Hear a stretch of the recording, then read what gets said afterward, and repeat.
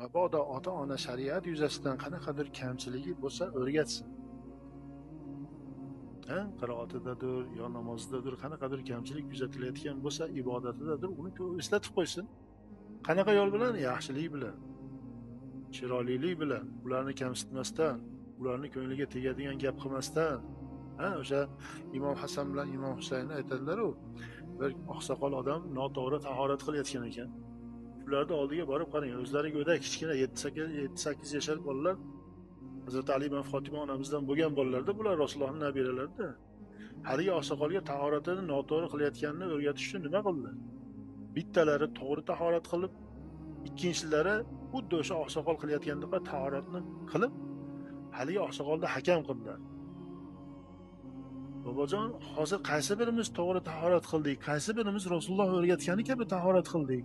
Shuni siz hakam bo'lib analab bersangizlar, haligi oqsoqol o'zini aybini o'zi tushundida, ko'rdida, o'sha Rasululloh o'rgatgan tahlitdagi tahorat esiga tushdida, sizlarga shunday tarbiyani bergan otangizga, ya'ni Hazrati Aliga va onangiz Fotimaga Allohning rahmati bo'lsin deb ularning haqqiga duo.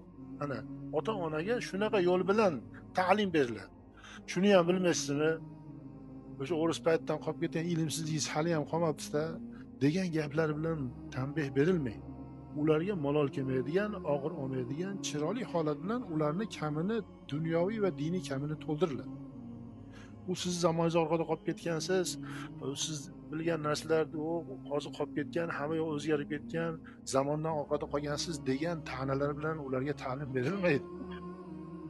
Mumkin ular ilmsiz qolgandir, lekin o'sha ilmsiz qolganining sababi ham sizsiz.